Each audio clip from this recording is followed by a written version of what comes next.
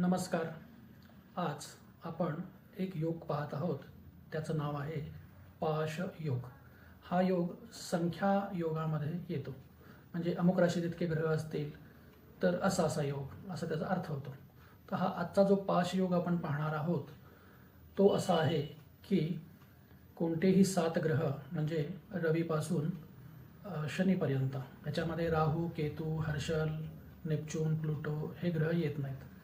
रवी, चंद्र, मंगळ, बुध, गुरु, शुक्र, शनी हे 7 ग्रह हे ग्रह आपल्या जन्मलग्न कुंडलीमध्ये जी 12 स्थानं असतात आणि त्यामध्ये ज्या 12 राशी विभागल्या गेलेल्या असतात तर त्यापैकी कोणत्याही 5 राशीत हे जर ग्रह एकवटलेले असतील तर तो योग पाश योग होतो.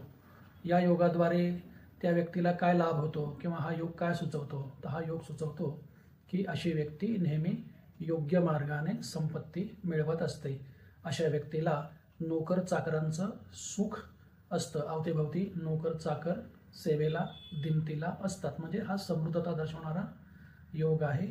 भरपूर मित्रपरिवार असतो, भरपूर नातलग असतात. म्हणजे अवतीभवती याही लोकांचं वावरणं असतं.